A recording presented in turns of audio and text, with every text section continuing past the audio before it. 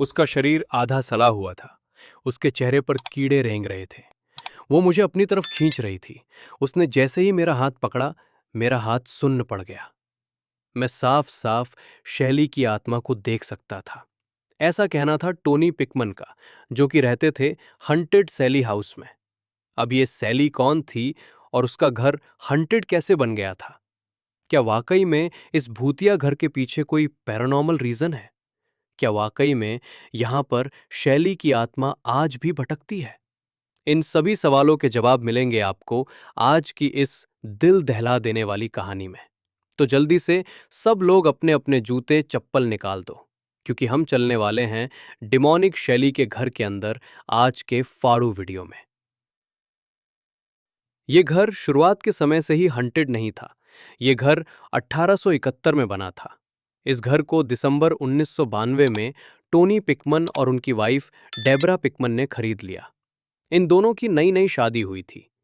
जब ये newly wed couple इस घर में रहने के लिए आए, तब इस घर की कोई भी हंटेड हिस्ट्री नहीं थी। इन लोगों ने अपने होने वाले बच्चे के लिए भी एक रूम सेलेक्ट करके रखा था। इसी घर में वो लोग इस रूम को बहुत ज्यादा सजाते थे, बहुत प्यार से रखते थे इस पूरे घर को, क्योंकि ये उनकी मेहनत की कमाई से खरीदा गया पहला घर था। लेकिन उनके साथ एक कुत्ता भी था, जो कि हमेशा उस रूम में जाकर अजीब हरकतें करता था, जो उन लोगों ने अपने होने वाले बच्चे के लिए सेलेक्ट करके रखा था। लेकिन इन दोनों ने ही कुत्ते की इन हरकतों को इग्नोर किया। उनको लगा कि शायद नए घर में आने की वजह से उनका डॉगी थोड़ा सा परेशान है। लेकिन परेशान एक्चुअली में डॉगी नहीं था। वो तो आने वाले खतरे के बारे में इन दोनों को बताना चाह रहा था। इन लोगों को इस घर में करीब 1 साल हो चुका था। इस 1 साल के दौरान घर में अचानक लाइट का जल जाना, चीजों का गिरना, कांच की चीजों का फूटना, रात के समय घर से अजीब अजीब सी आवाजें आना, घर के अलग अलग इलाकों में ठंड महसूस होने जैसी घटनाएं ये लोग कई बार महसूस कर चुके थे। टोनी और डेबरा इस बात को अच्छे से समझ गए थे कि उनके घर में भूत है। लेकिन चूंकि उनका बजट ही नहीं था नए घर में शिफ्ट होने का, तो उन्होंने भूत के साथ ही रहने का फैसला किया। क्योंकि पहली बात तो उन्हें भूत दिखाई नहीं दिया था, और दूसरा, वो लोग भूतों पर विश्वास नहीं करते थे। इसी घर में उनका एक बेबी भी हो गया, और उस बेबी को उन्होंने उसी कमरे में रखा जिसमें कुत्ता हमेशा जाकर भौंका करता था। लेकिन डेबरा इस घर में होने वाली कुछ चीजों से बहुत ज्यादा परेशान हो चुकी थी, जिनमें से एक घटना थी उसके बेबी का रात में ना सोना। डेबरा को हमेशा ऐसा लगता था कि कोई अदृश्य आत्मा है जो उसके बेबी के साथ रात में 2 बजे के बाद खेलने लगती है, जिसकी वजह से बेबी सोता नहीं है। लेकिन ये तो सिर्फ शुरुआत थी। आगे उन्होंने ऐसी ऐसी घटनाओं का सामना किया जिन्हें सुनने के बाद आपकी भी रूह कांप जाएगी। एक दिन टोनी अपने बच्चे के कमरे में गया और उसने देखा कि पूरे खिलौने बिखरे पड़े हुए हैं, जबकि उनका बच्चा तो बहुत छोटा था। वो तो अभी खिलौनों को उठा भी नहीं पाता था। टोनी को लगा कि शायद डेबरा ने ये खिलौने फर्श पर फैलाए होंगे बच्चे को खिलाने के लिए, तो उसने सारे खिलौनों को जमा दिया अपनी जगह पर, सारे खिलौनों को अच्छी तरीके से रख दिया। और जैसे ही टोनी वापस लौट कर आ रहा था, आधी सीढ़ियां उतरते ही उसे बच्चे के कमरे से फिर से खिलौनों के फेंकने की आवाज सुनाई दी, जबकि उस कमरे में कोई भी नहीं था। जब टोनी ने वापस जाकर देखा, तो खिलौने वापस वैसे ही फर्श पर पड़े हुए थे। इस घटना के बाद टोनी ने डेबरा से बात की और इन दोनों ने डिसाइड किया कि वो अपने बच्चे को उस कमरे में अकेला रात में बिल्कुल नहीं छोड़ेंगे।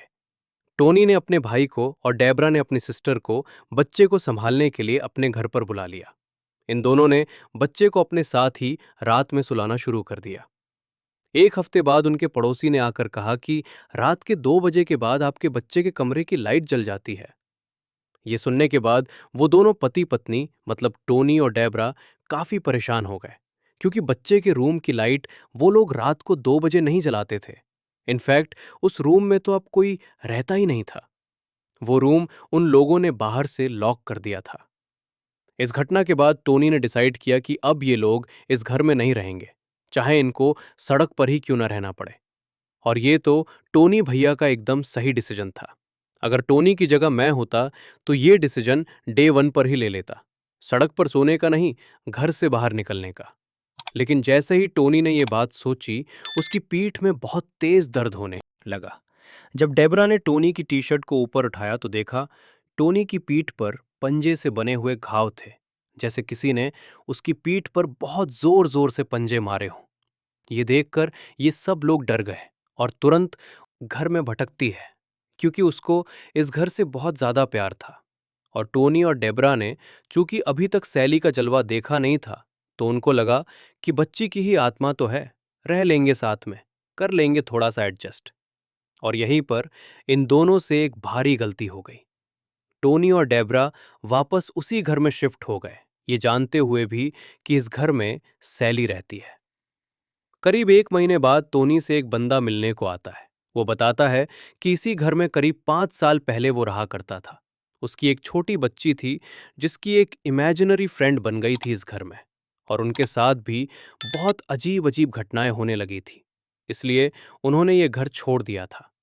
लेकिन वो जो आदमी टोनी से मिलने आया था, उसकी बच्ची ने अपनी इमेजिनरी फ्रेंड की एक तस्वीर बनाई थी। ये तस्वीर एक छोटी बच्ची की थी, जिसने वाइट कलर की गाउन पहन रखी थी। टोनी ने यह तस्वीर अपने पास रख ली और उस आदमी के समझाने के बावजूद भी टोनी ने इस घर को छोड़ने से मना कर दिया। और उसी रात 3 बजे के बाद जब टोनी को प्यास लगी और वो पानी लेने के लिए किचन में गया, उसको अपने पीछे सैली दिखाई दी। वो आधी ट्रांसपेरेंट थी। टोनी के मुताबिक वो सैली के पीछे से दीवार को साफ साफ देख सकता था। लेकिन चूंकि सैली ने उसको कोई नुकसान नहीं पहुंचाया, तो टोनी भी वापस आकर अपनी जगह पर सो गया। सुबह आकर उसने इस पूरी घटना के बारे में अपनी बीवी डेबरा को बताया। इस घटना के बाद सैली का अक्सर घर के लोगों को दिखाई देना बहुत आम हो गया, लेकिन लोग उससे डरते ही नहीं थे। सैली भी यही सोचा करती थी कि गजब बेइज्जती है, मतलब लिटरली ये तो भूत की गजब बेइज्जती है। भाई, भूत दिखाई दे रहा है और लोग सीरियसली ही नहीं ले रहे उसको। लेकिन करीब 1.5 महीने बाद सैली ने दिखाया अपना जलवा। रात के समय टोनी सो रहा था। ऑब्वियसली रात के समय टोनी सोता ही था, लेकिन तभी अचानक उसकी नींद खुली तो उसको अपने सामने सैली दिखाई दी। उसने फिर से वही किया, उसने सैली को इग्नोर किया। लेकिन इस बार सैली ने उसके पैर पकड़कर अपनी तरफ उसे खींच लिया। सैली बहुत ज्यादा शक्तिशाली हो चुकी थी। उस पूरे कमरे में बहुत ज्यादा ठंड थी। उसने टोनी के शरीर को जहां भी छुआ, टोनी का शरीर सुन्न पड़ गया। वो बहुत ताकत से टोनी को अपनी तरफ खींच रही थी। टोनी ने बताया कि उस लड़की का आधा चेहरा सड़ा हुआ था, उसके चेहरे पर कीड़े रेंग रहे थे। वो थोड़ी इंसान और थोड़ी जानवर जैसी दिखाई दे रही थी। ये नज़ारा बहुत ही ज्यादा डरावना था। और उसके बाद टोनी ने जैसे तैसे करके अपनी जान बचाई और वो उस घर से भाग निकला। उस दिन के बाद से टोनी के पूरे परिवार ने उस घर को छोड़ दिया और भूतों को सीरियसली लेना शुरू कर दिया। ये घर आज भी सुनसान पड़ा है। किसी की हिम्मत नहीं होती कि वो वापस इस घर में जाकर रहने लगे। लेकिन बहुत से लोग जो पैरानॉर्मल एक्टिविटी की जांच करते हैं, वो अक्सर इस घर में आया करते हैं। बहुत से लोगों ने यहाँ पर एक आत्मा के होने की मौजूदगी को महसूस भी किया है। लेकिन टोनी पिकमन की फैमिली के बाद आज तक इस घर में कभी कोई नहीं रहा। इस घर में होने वाली अजीब चीजों के पीछे कुछ कारण हो सकते हैं।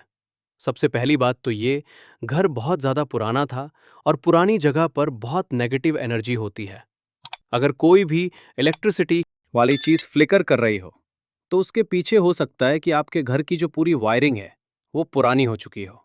जरूरी नहीं है कि उसके पीछे भूतों का ही हाथ हो। टोनी पिकमन के पैरानॉर्मल एक्सपीरियंस के पीछे भी एक वजह हो सकती है कि लोगों ने इस घर के बारे में ऑलरेडी बहुत सारी भूतिया कहानियां बना रखी थी।